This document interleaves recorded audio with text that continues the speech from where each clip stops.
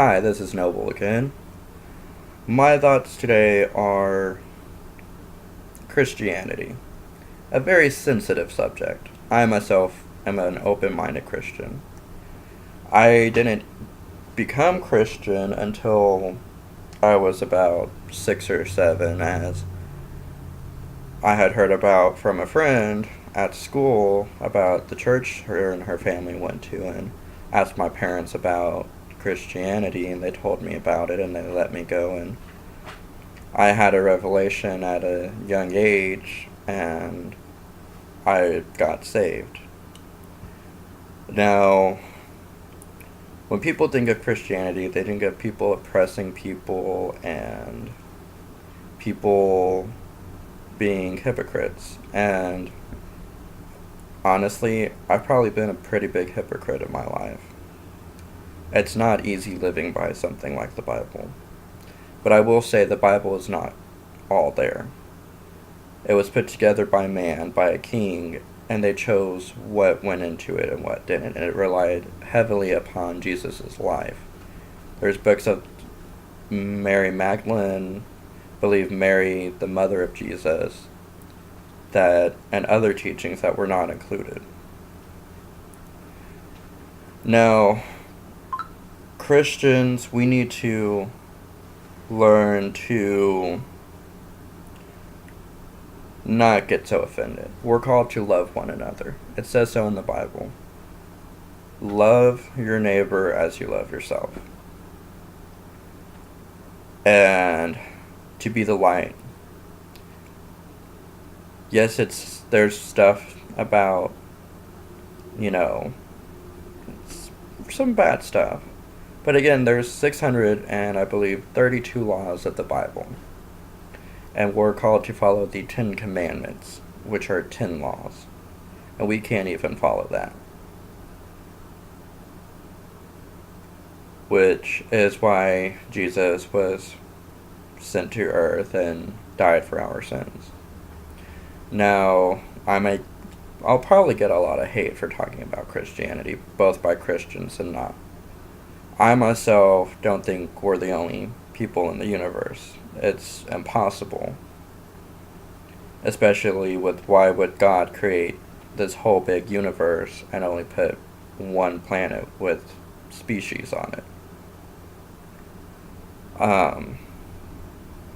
I have lots of thoughts about Lucifer, the fallen angels,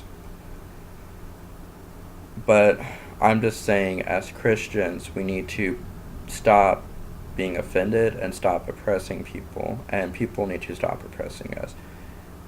Religion has been the base for war, as have greed and other things have been the cause of war for many years. Yes, there were the Crusades, which was basically the Pope back then sending all the bad men out to pardon them of their sins if they fought this war against the heathens. If you look in the Bible at Jesus' teachings, he overturned tables in the temple and cracked a whip at people. But he was also a very non-violent person. He usually slipped away in crowds if people were gonna try to hurt him. And what we think of as Jesus, the blonde-headed, really good-looking guy, is not true. And he says so in the Bible that he was a very plain, average man. He was not very special-looking.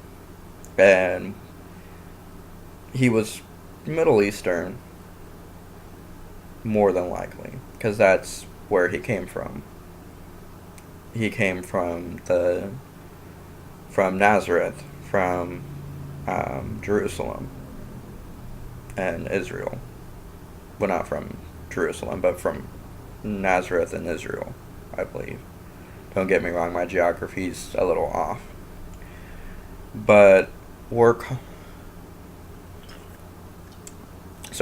called to love one another, or called to accept one another. and be the light. And a lot of times we aren't. And I've got friends that are Wiccans. I've got friends that are probably Satanists. I've got friends that don't know that have no religion, and I'll joke about stuff with them. Don't lose your morals, but don't don't hate on people. Hate the sin, not the sinner. And nowadays we hate the sinner, not the sin.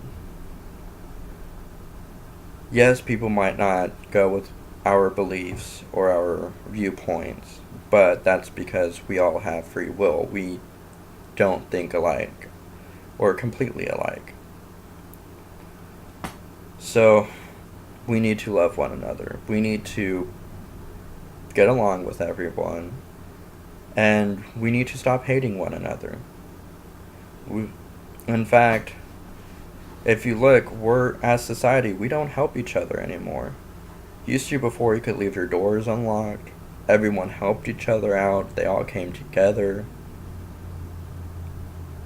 Everyone helped each other. Everyone was a big family.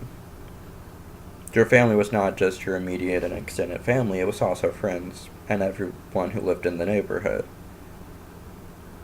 Everyone looked forward to people coming over. Like I said, the only time your doors were locked were at night. The only time the doors were shut were at night. Kids could go play outside, play in the house. They only had to be back by when the street lights came on. And that was just a couple decades ago. That was the time when my dad, who's 46 or 47, grew up. And now we can't even do that. We gotta lock our doors. If someone comes to the door, we all drop down, we sneakily crawl around and try to find out who's at the door without letting them see us. We don't have those old-fashioned qualities and old-fashioned viewpoints, which is good and bad. We still need to have the old-fashioned morals of helping everyone out. In this day and age of technology, a lot of interviews take place after applying online. You don't get to meet the manager who's going to be interviewing you a lot of times before the interview. You don't get to showcase your skills or talk a little bit about yourself before applying. They just read what's on this screen and try to select if you'd be good for an interview, and then they've got all these questions to try to see if you'd fit right. And not all companies are trying to look for a permanent employee anymore. Before, you could go get a job and people looked for someone who was going to be there for a lifetime, someone who was going to be a good, loyal worker. Now people just want cheap labor. And unfortunately, our minimum wage does not reflect what it should be. Our minimum wage should be up to at least $11 an hour, I believe. I don't know the complete statistics behind that, but it's not. Minimum wage is not a living wage. And minimum wage jobs are supposed to be for minimum skilled employees or it's a minimum skilled job, usually. It's teenagers, people in high school, middle school, just got out of high school or school, and are looking for a job to have some extra money so they can go, get some stuff or start saving up for school and whatnot in life. But nowadays, there's a lot of people that are on minimum wage. And nowadays, you've got to have more than $25,000 to survive. Unless you're in a small rural town where the cost of living is cheaper, you really can't survive off of a minimum wage job. Not without someone else living with you, being your significant other or your roommate, and having at least a minimum wage job as well. And at minimum wage, you have to work way more hours just to get the even out of pay that you need. And it's hard finding a job that you want, but will hire you in. It's a very competitive job market. It's really hard to get into job interviews now because there's a lot of people competing for this one job or these few jobs. And like I pointed out before, applications are pretty much all online now.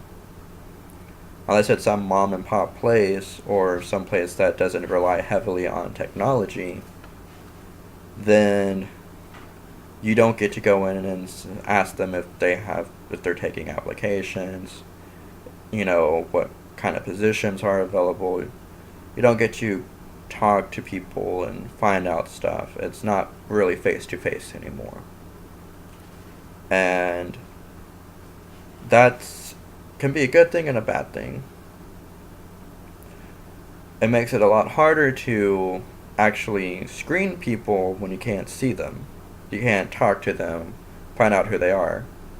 Just because your screen says this, your resume says this, you can't really conform yourself to the words on a page. Words are hard to describe somebody and encompass somebody the right way.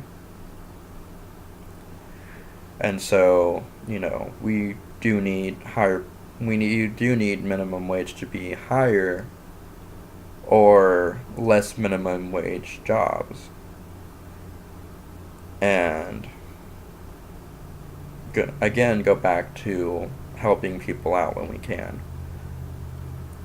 Helping someone out, you get to... People might not see why it works helping someone out. Like, I've helped my friends out, even though I couldn't wouldn't be able to pay my bills, but they needed some food. I've given them grocery money. I've went out and bought groceries for them. I've helped them, and I don't expect it back. It's just an act of kindness, because they will eventually either pay me back, or they will move on with their lives, or they'll take that and go and help somebody else. You can better somebody off. You can help somebody out, showing them that little bit of kindness. And that's what we need, whether we're Christian or not. We need to help each other. We need to help our homeless. We need to help our veterans. We need to help those who are still working a job and are struggling and living barely paycheck to paycheck but can't afford anything. You can't afford the necessities in their life. I can go on and on about this stuff. So, thank you all for your time. If you have any thoughts or opinions you want my opinion on, feel free to comment, like the video, whatever. Have a good day. Whether you're Christian or not, I hope you have a good day and blessings upon you. May it be a good day and a great week and a good weekend, because we all need some joy and happiness in our lives.